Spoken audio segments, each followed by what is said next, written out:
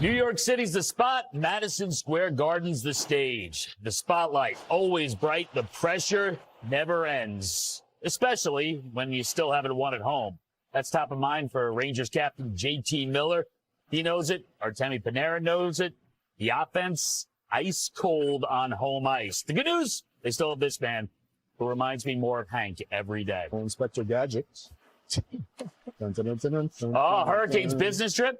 Jordan Martinook. Texting away. Andrei Svechnikov, business casual. Seth Jarvis, just casual.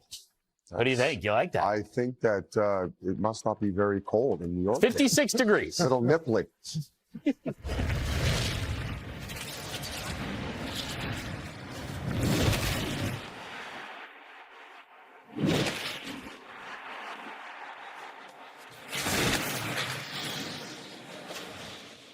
Heading on the ice at the Garden. Rangers still looking for that first win at MSG. We're counting you down to puck drop. Carolina on the road. Good early season metropolitan matchup. Rare Tuesday night for us here. Special edition of the NHL on TNT. Excited to bring you a doubleheader. It's opening faceoff powered by Verizon. Here at the desk in fairly normal clothes compared to last week, Liam McHugh, Paul Bissonnette, Anson Carter, and the Hall of Famer. Hall of Famer. Chelios. Chelios in the building. I worked on the tan. The eyes are tan? After he did that show, right away I wanted to beat Izzy, so I got him by a long shot now. So. It's unbelievable. I was happy you delivered the cease and desist to Biz. It cushioned the blow Could have just been a little something. bit. Yeah. I could have maybe bought a place in Malibu right next to you if it would have worked out. You'd have to work harder, Biz. Jelly, it's great to have you here. You see the studio, it's decorated. You see the signs, the ties, our pins, pocket squares. It is our Hockey Fights Cancer Night. This is actually the 27th year that the NHL and NHLPA have united the hockey community to educate, to try to raise some money for cancer research. And throughout the night, we're going to be hearing from and interacting and talking with people who have been in the fight, who have gone through this, who are trying to tell their story, to raise more awareness and to increase the funds that so necessarily need to go into research to stop this terrible disease. It's a big night for us. We got 2 games coming up. Let's start with our first matchup. It's in the East, and good news for everyone in the East right now. You're all contenders.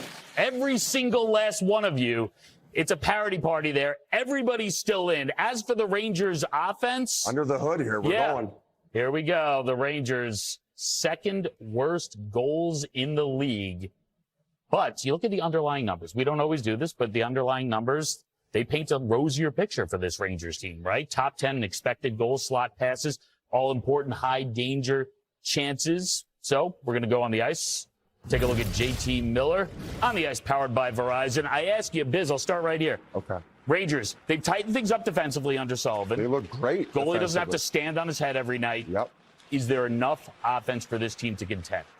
You know, I think if Trocheck's healthy and they continue to get good production from the bottom 6, I see them as a wild card team.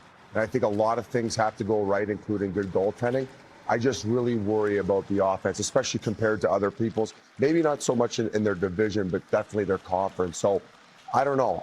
The book's still out on New York because I really like the way that they've played. They have wrapped things up defensively, but I just don't know if they have enough weapons, and they're also aging a little bit on the wings. And that's a double take because I was looking at their power play, 12.1%. So that's telling me there's some room for growth there. Yep. But they have to find other ways to get offense going in the power play without having Chris Kreider there. Chris Kreider's taken his game, brought it to the West Coast, doing amazing things in Anaheim, Shelley. The New York Rangers have to find a way to get that net front presence, to have Adam Fox and the Panarin do their thing on the half wall, but get pucks through so they get some second opportunities. Yeah, like Biz says, everything has to go right for them. They have to have that power play on all cylinders, and sooner than later. You want to get your confidence in that. A lot of guys had off years with them, like Zibanejad. Miller came in later. Kreider, they parted with him. That's 30 goals plus that you're going to be missing there. But at the end of the day, their strength is Shesterkin, right? And now they're playing around that. They're tighter, and that's obviously with Coach Sullivan and what he's done there. I think it's going to be a little easier for them to generate offense as the season goes on and figure it out. But they're not cheating. They're playing well defensively, and I like that start. But it starts and stops with Breadman. I mean, Breadman's got to get going. Yeah. It's a contract year, so he's not going to take less. I want to see exactly what he's going to bring to the table, because when he's on his game, we know he's one of the best in the National Hockey League, at least during the regular season. They have to figure out a way to get him going to create some offense, because he's one of those players that doesn't need much to get things going in the offensive zone. So I wasn't one that was relied on to score goals. I'll throw it back at you. It seems like they've been asked to play better defensively, right, and tighten things up. Did you find in your career, if you went to a coach or maybe there was a new hire, that when they implemented those new systems, it was hard the first maybe quarter of the season to play your offensive game while still being very responsible defensively? No, because things didn't change when you have the puck on your stick. You know, it's when you don't have the puck on your stick, and I think Barry Trotz is the perfect example of this. Everyone thought that Trotz was this defensive coach. Well, he wanted to be responsible and check the puck back. When the puck's in your stick, Trotz never said to me, hey, you're going to make this play, you're going to make this play. That's when you let your instincts take over and you make plays. But when the puck's not on your stick, he expects you to bust your rear end. Everyone plays exactly the right way, so you know all 5 guys are battling back to back check, and they're going to cut down the middle of the ice to make sure there's no slot pass that came across. Yeah, and Gavrikoff's a great supporting player for Fox, and he's their strength offensively. His skating, not as great as you want it to be, but his smarts, and this will allow him to anticipate and keep pucks in and be that fourth guy joining the rush. And the forwards, Panarin, he's got to realize that and recognize that. So let him do his thing. And when he does go deep, just play safe. Be that high guy and support him. And that'll generate more offense and open things up for Panarin, because he makes plays, Fox, at the end of the day. He just makes plays. What Sully will make sure, though, he will make sure he'll hold those guys accountable and won't let those guys cheat. Yep. You create the offense and the puck's in your stick, but don't just blow the zone and think that you're going to go for a breakaway or whatever, when it's not realistic to think that's going to happen, Biz. He's going to make sure those guys are playing within the team system, but being responsible in all 3 zones, not just in the offensive zone. Team needed to bounce back, missed the playoffs last year. Adam Fox needed to bounce back. On the other side, you have the Canes team that under Rod Brindamore, it's basically been just like punch their ticket to the playoffs.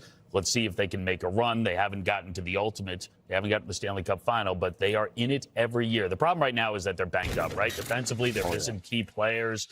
You don't have Jacob Slavin. You don't have Shane Gostisbehere. You don't have Keandre Miller. Now, offensively, this is the huge problem, because the power play is abysmal so far. That's not a typo. No, that is 9.4%. It is dead last. They don't get a lot of opportunities, so it's not like they get to practice it a ton.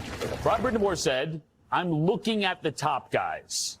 Is this someone he's looking at right here? Well, you better believe it. He signed the big ticket. He was looking for more opportunity leaving Winnipeg, because he was blocked by those top guys there in Winnipeg. He's going to get it there in Carolina. Hasn't scored yet. I know it takes some time for guys to get acclimated, but he did get a chance to go through full training camp with Coach Rod Brindamore's team, Biz.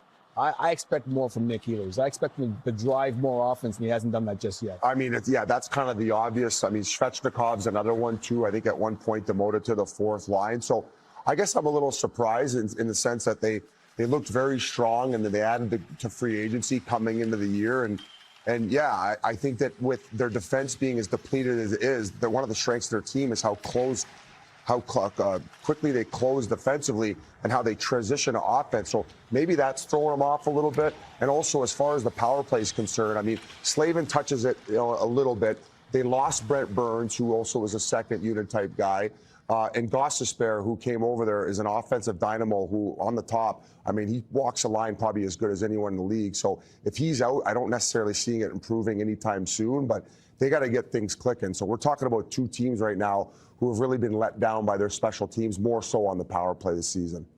Gostisbehere, when you look at him in terms of quarterbacking and power play, I mean, is he an underrated player around the league, given how well he does that? I mean, us watching him, no. I mean, we understand how good a player he is, and he just makes the right plays. He'll draw someone to that side and put it where the puck's supposed to go. He opens things up for them, makes lanes, shoots, just throws that wrister at the net when they outnumber guys down by the net. So he's perfect for that, and it is what it is. Like, they're missing 3 of their top 4 D, and they're going to be back. So in the meantime, these guys got an opportunity to play in the power play. You're probably going to see a forward on the point, obviously, to fill that role, and they're going to have to step up.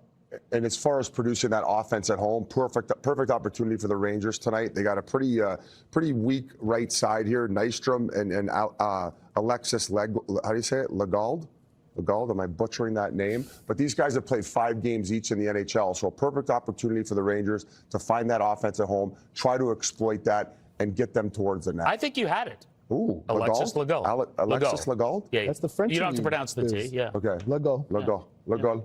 You don't have to pronounce it like that either. but- I'll work on it in Shaw's the Alexei. intermission here. Yeah. Let go. You had it. Since then, though, you've Fumbled lost it. it. But anyway, he's in. Okay, well, that's good. Sebastian Aho's in. Pyotr Kochetkov making his season debut. Had been injured. He's healthy. He's in net. We're back in just a moment.